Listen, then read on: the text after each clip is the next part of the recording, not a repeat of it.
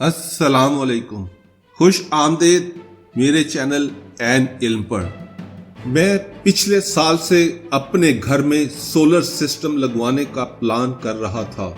बिजली की बढ़ती हुई कीमतें हर पाकिस्तानी को इलेक्ट्रिक सिटी का मुतबादिल ढूंढने पर मजबूर कर रही हैं। हमारे पास जो अल्टरनेट है वो सोलर सिस्टम है। मैं जहां रहाइश पजीर हूँ वहां लोड शेडिंग का इतना मसला नहीं है, लिहाजा मेरी option on grid solar system थी।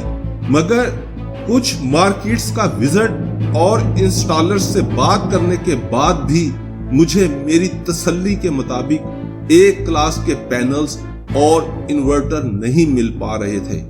हर कोई एक कागज का टुकड़ा जो कि एक फोटो कॉपी था दिखा देता था कि देख लें ये चाइना से इंपोर्ट किए हैं, मगर पैनल पर होने वाली लेबलिंग और फिनिशिंग खुद ही बोल रही होती थी कि ये एक क्लास के पैनल नहीं है। इस साल रिसेंटली एक इंस्टॉलर से मुलाकात हुई तो उसने एक क्लास के पैनल्स की गारंटी दी और बाकायदा कंपनी की वेबसाइट से गुजरिया ऐप या ईमेल के थ्रू वेरिफिकेशन करवा के तसल्ली करवाने का कहा। लॉन्गी के 540 वाट के पैनल और 10 किलोवाट के सोलिस के इन्वर्टर पर मामला तय पाए। मैंने 7560 वाट का सिस्टम घर में लगवाया है ताकि सर्दियों में हीटर और गर्मियों में दिन रात 2 AC, fridge, deep freezer, dispenser और 3-4 पंखे और कुछ लाइट्स चल सकें, और ये मेरी जरूरत को पूरा करने के लिए काफी है। मेरे अपने एक्सपीरियंस के मुताबिक मैं जो पहली टिप आपको दूंगा वो ये है कि पैनल्स आप जहां से मर्जी लें मगर उनको वेरीफाई जरूर करवाएं। उस कंपनी की वेबसाइट से बजरिया ऐप या बजरिया ईमेल उसकी वेरिफिकेशन होनी चाहिए। दूसरा, पैनल का बारकोड शीशे के नीचे लाजमी होना चाहिए। ये एक ए क्लास पैनल की निशानी है। पैनल्स के बाद दूसरी मेजर चीज इन्वर्टर है। मार्केट इन्वर्टर से भरी पड़ी है। चाइना के बहुत से इन्वर्टर मार्केट में हैं। सोलिस को मैंने इसलिए पसंद किया, एक तो 5 ईयर वारंटी के साथ है, दूसरा इनके सर्विस सेंटर लाहौर में काफी मकामात पर मौजूद हैं। लिहाजा अल्लाह ना करे अगर कोई खराबी आती है तो मैं इनके सर्विस सेंटर जाकर अपनी वारंटी क्लेम कर सकता हूं। अगर सर्विस सेंटर ही नहीं है तो आप वारंटी कहां से क्लेम करेंगे? अगर आप सोलर सिस्टम 5 किलोवाट का सिस्टम लगा रहे हैं या 7.5 किलोवाट का सिस्टम लगा रहे हैं तो आपके लिए बेस्ट ऑप्शन 10 किलोवाट का इन्वर्टर है, क्योंकि फ्यूचर में अगर आप मजीद पैनल ऐड करना चाहें तो आप कर सकते हैं। कम से कम आपको इन्वर्टर चेंज नहीं करना पड़ेगा। पैनल लगवाने से पहले आपको एक दिन सुबह के टाइम छत पे जाना होगा। सूरज निकल रहा हो ऑलमोस्ट 6:30 to 7 AM के टाइम पे आपने शैडो चेक करना है कि सूरज का शैडो कहां पे आता है और कहां तक रहता है और कितने बजे तक रहता है। तो मैंने भी ये टाइम कैलकुलेट किया था और मैंने वो एरिया मार्क कर लिया था जो कि शैडो के बगैर था।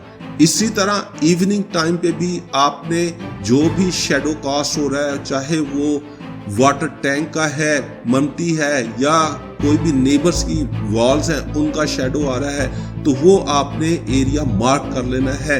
उसके बाद सिर्फ वो एरिया आपके पास बचेगा जिस पे सूरज की रोशनी मैक्सिमम टाइम के लिए रहती है और उसी में ही आपने अपने पैनल्स इंस्टॉल करवाने हैं। मेरे पास बड़ी छत है तो इसलिए मेरे पास काफी ऐसा एरिया क्लियर था जहां पर मैं इजीली 7.5 किलोवाट के पैनल्स इंस्टॉल कर सकता था। बाज़ दफा ऐसा होता है नेबर्स में लोगों की दीवारें बड़ी होती हैं और आपकी छत नीचे होती है, तो फिर उस सूरत में आपको वेल्डर को बुलाकर स्ट्रक्चर बनवाना पड़ेगा। आला क्वालिटी का एंगल आयरन इस्तेमाल करें और अकॉर्डिंगली जहां पर पैनल्स के लिए ज्यादा से ज्यादा धूप रहे वहां पर आप पैनल इंस्टॉल कर लें। क्योंकि मेरे पास एक क्लियर छत थी اور شیڈو کا بڑا مسئلہ نہیں تھا، تو لہٰذا میں گلیونائزڈ سٹرکچر کی طرف گیا اور 14 گیج کا سٹرکچر میں نے پسند کیا، اور میری ڈیل 14 گیج کے سٹرکچر کی ہوئی تھی۔ لیکن جب سٹرکچر آیا تو وہ مکس سٹرکچر تھا، یعنی کہ کچھ اس میں فریمز 14 گیج کے تھے اور کچھ لو کوالٹی کے، تو لہٰذا میں نے وہ پورا سٹرکچر واپس کروایا اور اکارڈنگ ٹو ڈیل ہر چیز میں نے اس سے 14 گیج کی لی۔ نیکسٹ ٹپ نیٹ بولٹس اور راول بولٹ کے بارے میں ہے۔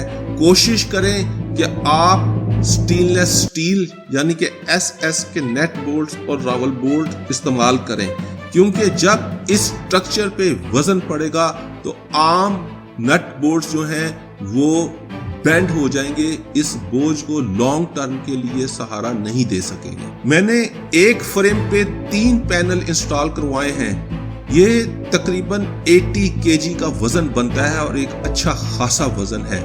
اس کے لیے نیچے کم از کم بھی 3 سپورٹس لازمی دینی پڑی مجھے، تاکہ جو ہاریزونٹل فریم ہے وہ پینل کے وزن سے جھک نہ جائے، اس میں جھکاؤ نہ آئے، تو لہٰذا سیدھا رکھنے کے لیے اس میں جھکاؤ نہ آئے، اس کو ختم کرنے کے لیے میں نے پراپر نیچے 3 ورٹیکل سپورٹس دی تھی۔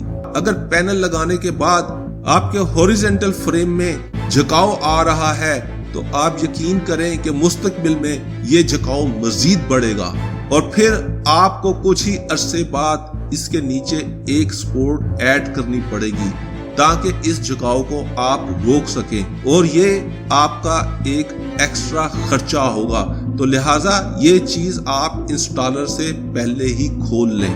اگر آپ 5 کلو واٹ سے لے کر 10 کلو واٹ کا سسٹم لگوا رہے ہیں تو کم از کم 9 یا 10 mm کی پیور کاپر وائر کا استعمال کریں۔